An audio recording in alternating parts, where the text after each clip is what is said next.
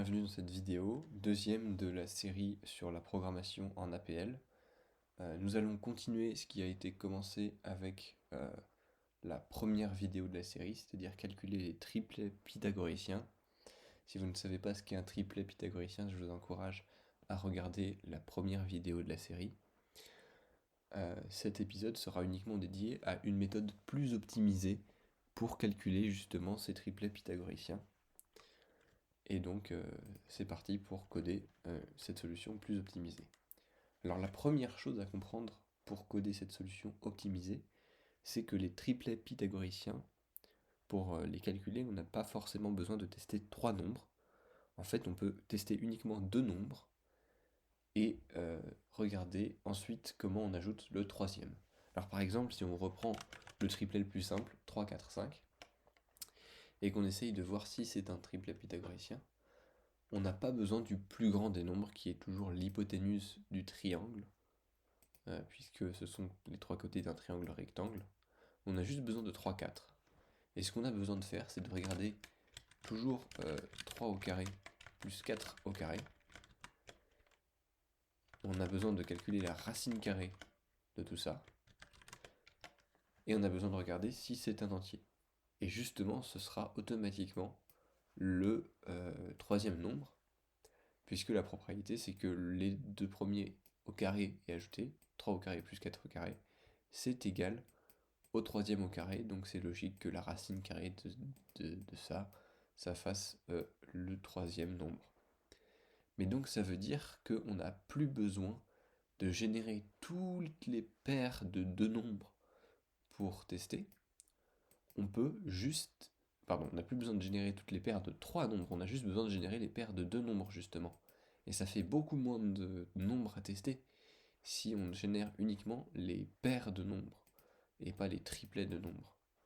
Puisque là, si on a par exemple 1, 1, 1, 2, alors je vais les écrire collés pour gagner de la place, 1, 3, 1, 4, puis 2, 2, 2, 3, 2, 4, enfin 2, 1, 2, 2, 2, 3, 2, 4, etc., qu'on teste toutes les possibilités, eh bien on a besoin de tester que ces paires de nombres, et si on va jusqu'à 4, ça fait 4 fois moins de nombres que si on avait fait 1, 1, 1, 1, 2, 1, 1, 3, 1, 1, 4, etc. Donc ça fait beaucoup moins de possibilités à tester. Et si on prend l'exemple, par exemple, on va générer donc le tableau de toutes les paires de deux nombres, de 1 à 5, et on peut directement appliquer la fonction qui va donc définir A et B, et qui va calculer si A, qui va calculer juste A au carré plus B au carré, et qui va prendre la racine carrée de ce nombre, donc puissance 0,5, et il faut l'appliquer sur chaque élément. Là on voit, bon, il y a beaucoup de décimales, mais on remarque quand même qu'il n'y a que deux nombres qui sont entiers. C'est le nombre à la ligne 3, colonne 4, et le nombre à la ligne 4, colonne 3, donc c'est bien 3 et 4, qui donnent chacun 5. Il y a une deuxième optimisation qu'on peut faire dès maintenant, c'est ce calcul-là. Ce calcul, quand on a les nombres A et B, ce qu'on fait, c'est qu'on fait A carré plus B au carré, et qu'on en fait ça la racine carrée. D'accord? Donc là, j'ai pas défini A et B, mais c'est vraiment cette idée de faire A au carré plus B au carré, et de faire la racine carrée. Et ça, si vous avez fait un petit peu de géométrie, il s'avère que si vous avez un point de coordonnées A et B, c'est la distance entre ce point-là et l'origine du repère. Mais c'est aussi cette définition-là, la distance entre un point et l'origine du repère, ça fonctionne quand on a un nombre complexe pour représenter notre point. Alors pour ceux qui ne connaissent pas les nombres complexes, tout ce que vous avez besoin de comprendre pour cette vidéo, c'est qu'un nombre complexe, c'est deux nombres qui se notent autour de la lettre J, donc par exemple 3J4, et que ça se comporte exactement comme si on avait deux nombres ensemble, sauf qu'on peut les additionner, les multiplier entre eux, etc. Et qu'ils se comportent comme des nombres. et ça permet de représenter notamment des points dans un repère, dans un plan. Et justement, cette formule-là, là, a au carré plus b au carré, sa racine carrée, c'est la distance entre l'origine, donc 0j0 et 3j4. Et c'est une opération tellement utile avec les nombres complexes que ça a un nom, ça s'appelle le module, ou en anglais c'est la magnitude. Et la magnitude d'un nombre complexe, c'est exactement ce calcul-là. Si on a ici A et ici B, donc là A égale 3, B égale 4, alors hop, et bien si on exécute ce calcul-là, ça va nous donner 5, puisque ça fait la racine carrée de 3 au carré plus 4 au carré. Si on le fait avec deux autres nombres dont on sait qu'ils sont dans un triplet, 6 et 8, ça fait bien 10 aussi. Et donc là, l'avantage par rapport à faire ce calcul, c'est que, premièrement, c'est plus court, hein, c'est directement un seul symbole. Et ensuite, c'est une fonction du langage directement, et ça va être beaucoup plus rapide que si on le faisait nous-mêmes avec le calcul a carré plus b carré et sa racine carrée. La seule chose qui reste à faire, c'est à générer tous les points du plan complexe, donc tous les nombres complexes en fait, possibles jusqu'à une certaine limite. Alors pour ça, on va encore une fois utiliser la fonction iota, qui génère les nombres de 1 jusqu'à quelque chose, 1 jusqu'à 5, mais on va aussi utiliser le fait qu'on peut multiplier par 0j1 chaque nombre de iota 5. Et en fait, ce qu'on obtient, c'est que là, on avait les nombres entiers, là, on a 0 plus, alors pardon, 0 plus un nombre plus quelque chose, 0 plus 2. Alors, la chose que vous avez besoin de comprendre, c'est qu'en fait, si on avait 1j0, c'est pareil que 1, d'accord? Et si on avait 0j1, par contre, c'est pas pareil que 1.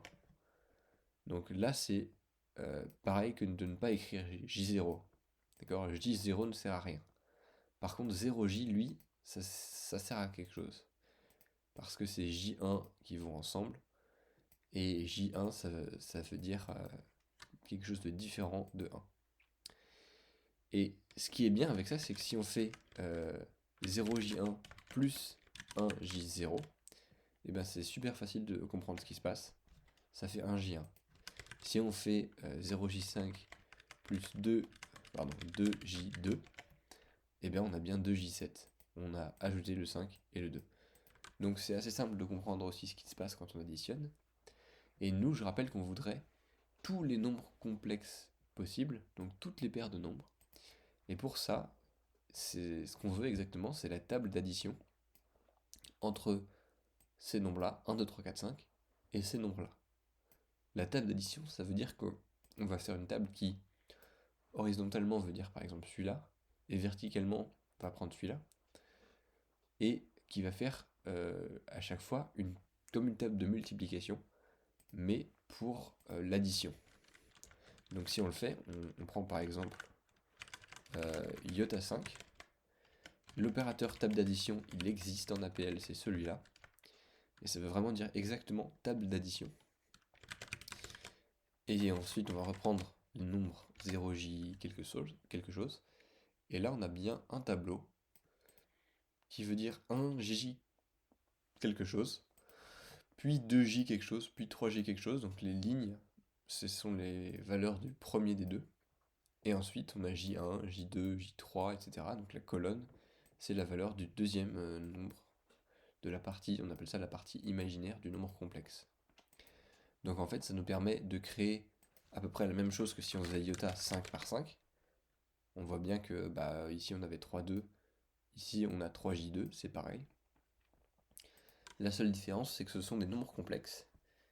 Et l'avantage, c'est qu'on peut leur appliquer la magnitude directement et réobtenir notre tableau où on a besoin de tester lesquels sont des entiers. Alors avant de continuer, on va juste en faire une fonction, puisqu'on n'a pas envie de taper 5 à chaque fois. Voilà, ici on met oméga à la place de 5, ici on met oméga à la place de 5, et on peut mettre 5 une seule fois ici, et si on veut mettre juste 3, et ben on peut faire 3, et si on veut mettre 8, et ben on peut faire 8. Voilà, on a le choix. Bien, on va mettre 5 quand même parce que c'est bien. Et puis on va peut-être mettre moins de décimales sur les nombres pour qu'on y voit un petit peu plus clair. Voilà. Et ici on remarque que les cases dans lesquelles il y a des entiers, c'est aussi les cases pour lesquelles a carré plus b carré la racine carrée de a carré plus b carré est un entier. Et donc ce sont les cases qui font partie d'un triplet pythagoricien. Ligne 3, colonne 4, ligne 4, colonne 3. Donc on a juste besoin en fait d'ajouter la fonction qui va tester si un nombre est entier. Et cette fonction-là, pour la créer, on va avoir besoin de la fonction partie entière, ou arrondi en dessous, en fait. Donc c'est juste une fonction qui, par exemple, si on prend 1, 2,2, 2,5 et 2,9, va arrondir tous ces nombres en dessous. Donc 2,2 est arrondi à 2, mais 2,9 aussi est arrondi à 2. On va avoir besoin de la fonction qui s'appelle identité, et qui globalement ne fait rien du tout.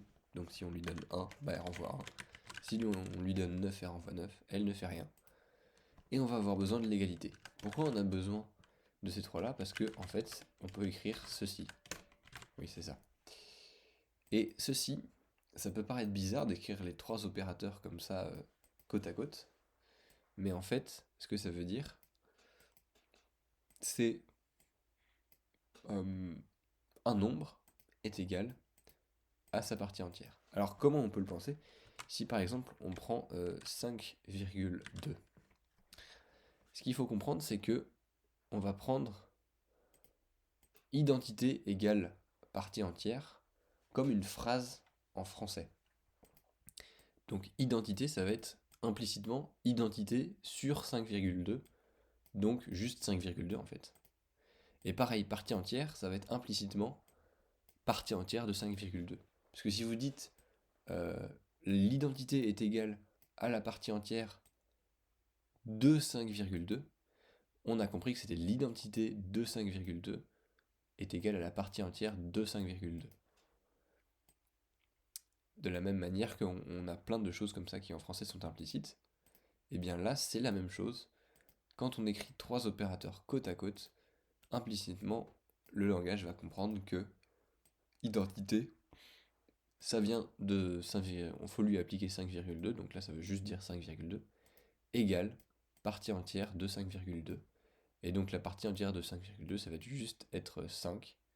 Et ça va donc tester ici si 5,2 est égal à 5. Est-ce que c'est vrai? Bah non, donc ça va être 0. Par contre, si on prend 5, est-ce que 5 est égal à la partie entière de 5, à l'arrondi en dessous de 5? C'est équivalent à est-ce que 5 est égal à 5? Donc oui. Donc pour être formel, ça ne teste pas si un nombre est entier, ça teste si un nombre est égal à son arrondi en dessous, mais les seuls nombres pour lesquels c'est vrai, ce sont les entiers. Voilà. Et donc si on reprend notre fonction qui génère à chaque fois la longueur des hypoténuses, pardon. Voilà, la longueur des hypoténuses des triangles, on va juste avoir besoin de tester si chacun de ces nombres est un entier. Voilà, donc on a ajouté notre fonction juste devant notre calcul qu'on avait avant. Et on obtient le même tableau exactement que précédemment, juste qu'à la place des valeurs, on a des 0 là où ce n'était pas des entiers, et des 1 là où c'était bien des entiers. De la même manière que dans la précédente vidéo, on sait que ces 1 là sont placés à des coordonnées particulières, vu la manière dont on les a générés. C'est-à-dire que ce 1 là, il représentait le complexe 3J4. Et pourquoi? Comment je le sais? C'est parce qu'il est à la ligne 3 et à la colonne 4. Il ne faut pas oublier qu'en fait c'était une table d'addition dans l'ordre, donc comme une table de multiplication, et vous savez que dans une table de multiplication, si c'est à la ligne 3 colonne 4, c'est que c'était 3 fois 4. Et bien là, c'est de la même manière, on sait que c'était une opération sur le complexe 3J4 qui a été faite.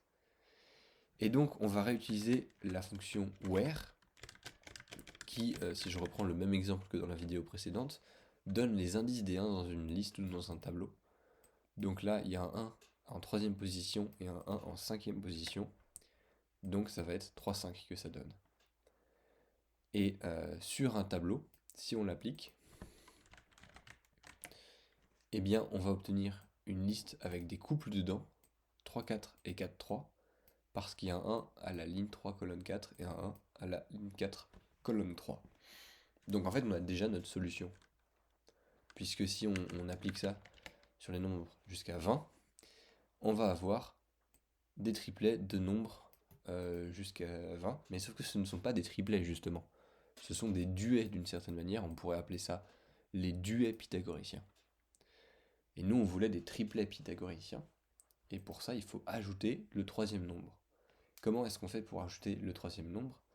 Eh bien, c'est relativement simple, puisqu'on sait que ces deux-là ne sont pas l'hypoténuse, hein, vu les calculs qu'on a fait, ce ne sont pas l'hypoténuse. On a juste besoin de les mettre au carré, de les ajouter, de faire la racine carrée de ça, et on aura l'hypoténuse. Simplement, on se rappelle que faire deux nombres au carré et les ajouter et en faire la racine carrée, c'est déjà une opération du langage, c'est déjà la magnitude. Et donc, plutôt que de faire cette opération, on va réutiliser ça et on va prendre une fonction qui s'applique sur chaque case, donc qui va s'appliquer sur la case 3, 4, puis 4, 3, etc. Et qui va prendre les valeurs dans la case et concaténer ensuite, après ces valeurs, la magnitude de quelque chose, ça va être un nombre complexe. Donc par exemple 3J4. Simplement, là vous comprenez peut-être que ça va, oui, bien prendre à chaque fois les deux premiers nombres, mais ça va tous leur ajouter 5. Si je remplace ici par concaténer 73, on comprend que ils ont tous 73, alors que c'est pas la bonne valeur. Nous, ce qu'on voudrait, c'est pouvoir prendre la magnitude de 3, 4 ici, puis de 5, 12, enfin 5J12 ici, de 6J8 ici, etc. Comment on peut faire ça? Eh bien en fait, ce qu'il faudrait faire, c'est prendre le premier nombre de oméga et l'ajouter au deuxième nombre multiplié par 0J1 par donc J, donc 0J1, et ça ce serait parfait.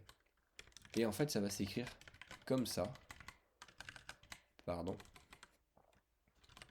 Pourquoi ça s'écrit comme ça?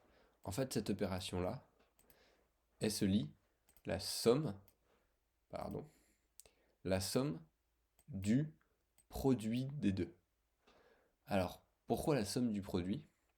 Parce que si on avait 3, 4, hein, le 73, faut se dire que c'est pas dans la liste originale, ça c'est la vraie liste originale.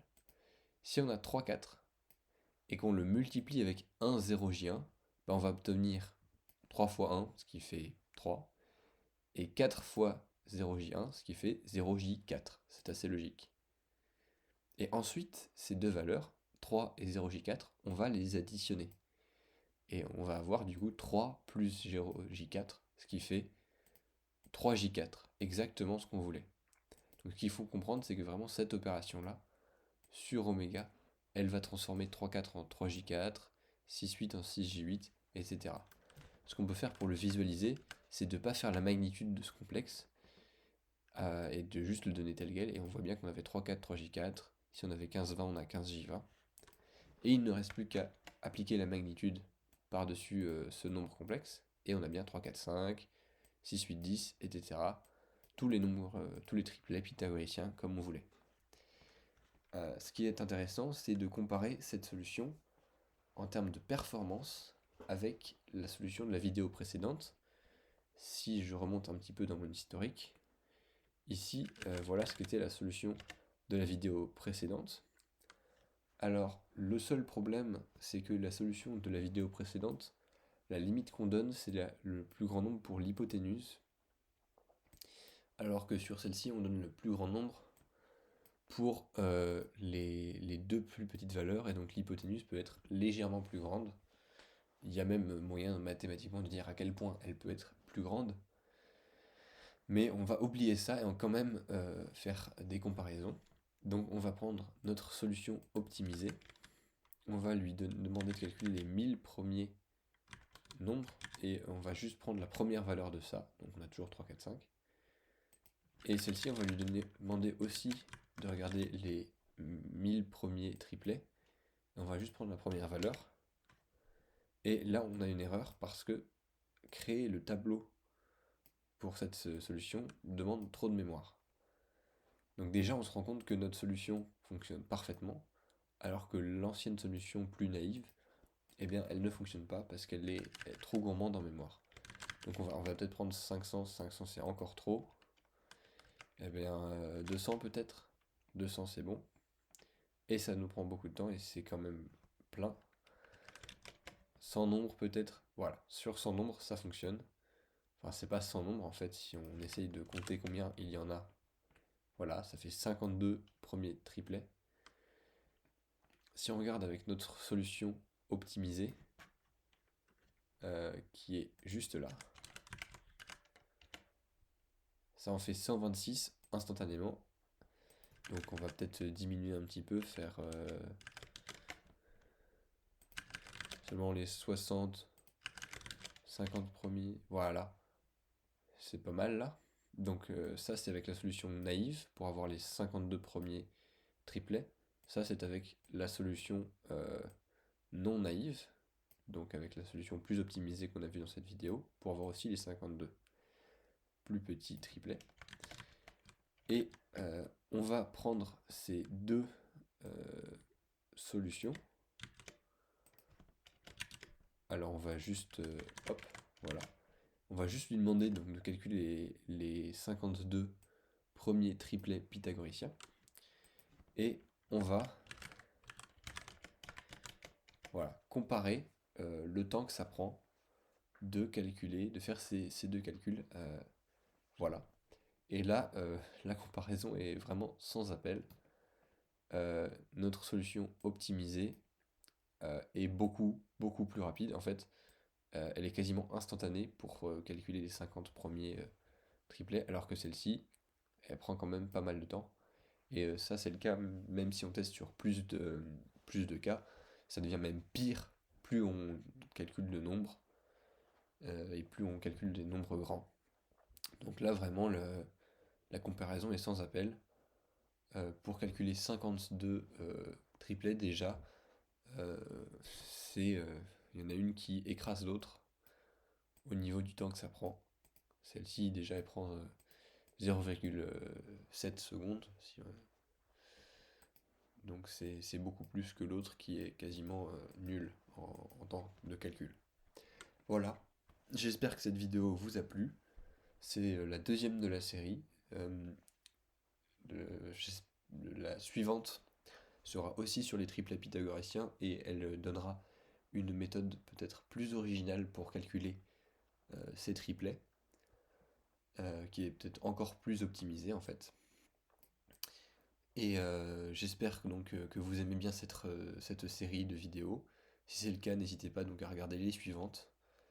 Euh, et bon courage à vous pour continuer à apprendre le langage APL.